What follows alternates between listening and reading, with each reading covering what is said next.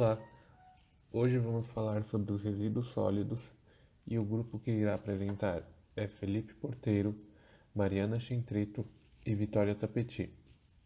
Introdução: resíduos sólidos e sua importância. Bom, os seres humanos sempre produziram resíduos. Entretanto, o marco importante foi a mudança de vida nômade para o começo de uma vivência em comunidade. Isso aconteceu por volta de 10 mil anos antes de Cristo. Desde então, aumentou significativamente a produção de resíduos. Ao longo dos séculos, as cidades se desenvolveram e algumas delas criaram políticas sanitárias, mas para muitas outras, a ação para que a questão do resíduo começou somente quando este se tornou um problema sanitário, apresentando perigo à sociedade. Durante e após a Revolução Industrial, os resíduos começaram a apresentar um grande problema para a sociedade, principalmente na área da saúde pública. Portanto, só em 1970 que os resíduos tiveram um grande impacto ambiental em nível mundial, e o tema foi abordado em grandes encontros como nas conferências de Estocolmo em 1972, em seguida na ECO de 1992, no Rio de Janeiro, e em 1997 na de Tbilisi, a partir de leis nacionais e internacionais criadas para não geração e/ou redução de produção de resíduos. Vários municípios começaram a se mobilizar para o descarte correto ou reutilização de resíduos sólidos. Segundo Piste, resíduo sólido pode ser definido como material sólido com valor econômico negativo, que tornam o descarte mais barato do que seu uso. Entretanto, essa definição entra em contradição com parâmetros atuais, ressaltando o valor econômico dos resíduos, como os observados na Lei 12.305, de 2 de agosto de 2010, regulamentada pelo Decreto 7.404, de 23 de dezembro de 2010, que dispõe sobre Política Nacional dos Resíduos Sólidos, PNRS, no Brasil, e define resíduos sólidos como material, substância, objeto ou bem descartado resultante de atividades humanas em sociedade, cuja destinação final se propõe proceder ou está obrigado a proceder, nos estados sólidos ou semissólidos, bem como gases contidos em recipientes e líquidos, cujas particularidades tornam inviável o seu lançamento na rede pública de esgotos ou em corpos d'água, ou exijam, para isso, soluções técnicas ou economicamente inviáveis em face da melhor tecnologia disponível. Causas e problemas dos resíduos. Em 2018, foram gerados 79 milhões de toneladas de resíduos sólidos urbanos no Brasil. Os dados fazem parte do panorama dos resíduos sólidos da Associação Brasileira de Empresas de Limpeza Pública e Resíduos Especiais.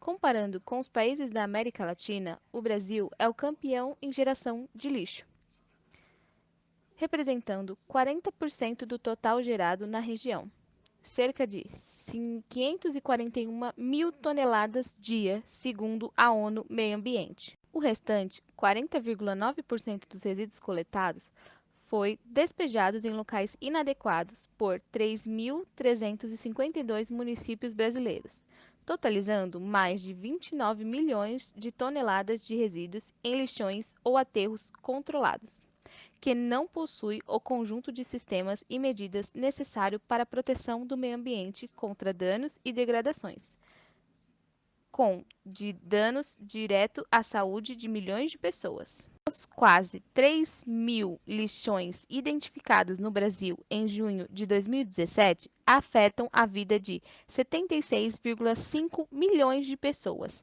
e trazem um prejuízo anual para os cofres públicos de mais de 3,6 bilhões, valor gasto para cuidar do meio ambiente e para tratar os problemas de saúde causados pelos impactos negativos dos lixões.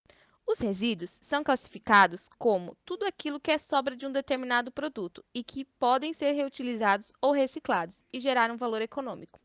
O acúmulo de resíduos sólidos se dá pelo mau reutilizamento e reaproveitamento destes, sendo mal descartados e produzidos um grande excesso de resíduos em aterros e lixões. Os resíduos podem ser classificados conforme a sua procedência, em residencial, comercial, institucional, construção e demolição, serviços municipais, centrais de tratamento, indústria e agrícola. Os resíduos também são divididos por classes. Resíduos de classe 1, perigosos, aqueles que apresentam periculosidade ou características como inflamabilidade, corrosividade, reatividade, toxicidade ou patogenicidade. Os resíduos também são divididos por classes.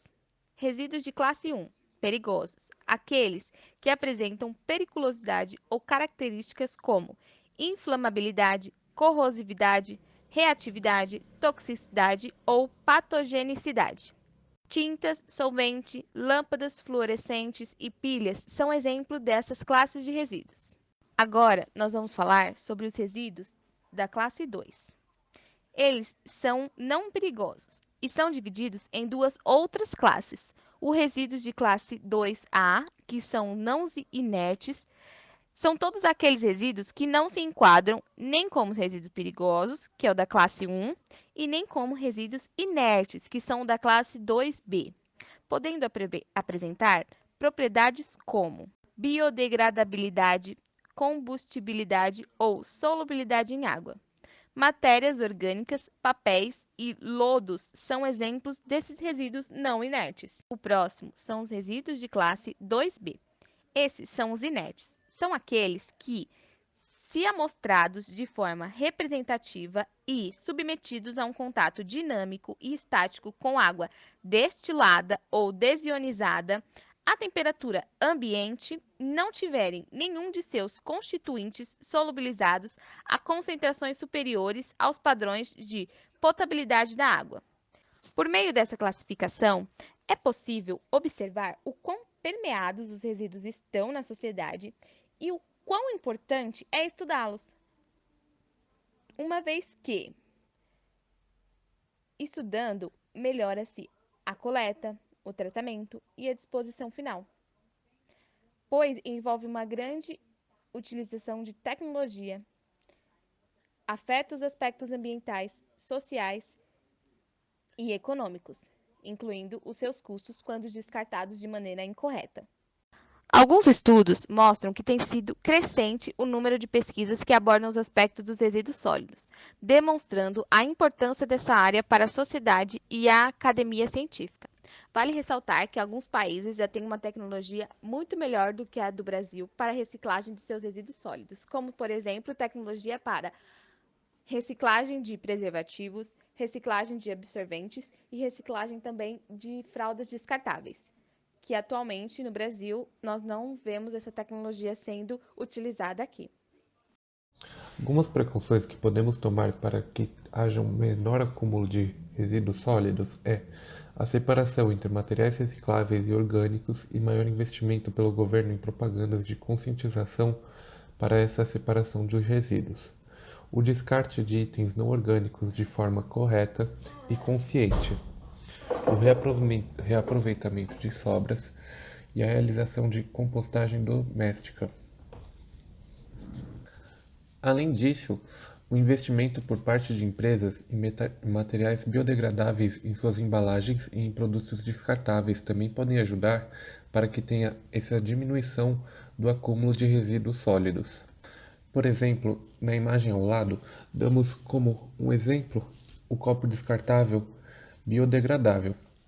Ele tem como diferença principal do copo descartável comum que o material utilizado são de fontes renováveis, como soja, amido de arroz, amido de milho e cana-de-açúcar. Já o copo comum é feito de fontes fósseis, como o petróleo. Esse material biodegradável, ele tem um menor dano ao meio ambiente ou não causa dano algum ao meio ambiente. Também ele se biodegrada em apenas 180 dias, que comparado com o copo descartável comum, leva mais de 200 anos para se decompor. Isso nos ajuda a deixar os solos, rios e oceanos sem resíduos e contribuem para a redução de impactos sociais e ambientais. Duas formas de tratamento para evitar o acúmulo de resíduos sólidos são a reciclagem e a compostagem. Bom, na reciclagem, É o processo em que a transformação do resíduo sólido, que não seria aproveitado, com mudança em seus estados físicos, físico-químicos ou biológicos, de modo a atribuir características ao resíduo para que ele se torne novamente matéria-prima ou produto. E segundo a Política Nacional de Resíduos Sólidos, a reciclagem é facilitada pelo acondicionamento correto dos resíduos por meio da realização da coleta seletiva. Já a compostagem é o processo biológico de valorização de matéria orgânica, seja ele de origem urbana, doméstica, industrial, agrícola ou florestal, e pode ser considerada como um tipo de reciclagem do lixo orgânico. Trata-se de um processo natural em que os micro-organismos, como fungos e bactérias, são responsáveis pela degradação da matéria orgânica, transformando-a em humus, um material muito rico em nutrientes e fértil. Podemos concluir que o gerenciamento dos resíduos sólidos envolve diversas esferas as quais possuem relação direta com a qualidade de vida da população e com os princípios de sustentabilidade. Entre as medidas necessárias para mitigar os impactos provocados pela destinação incorreta de resíduos, segundo o Sindicato Nacional das Empresas de Limpeza Urbana, destacam-se o fim dos lixões ainda existentes no Brasil e a construção de aterros sanitários capazes de realizar a gestão ambiental correta dos rejeitos.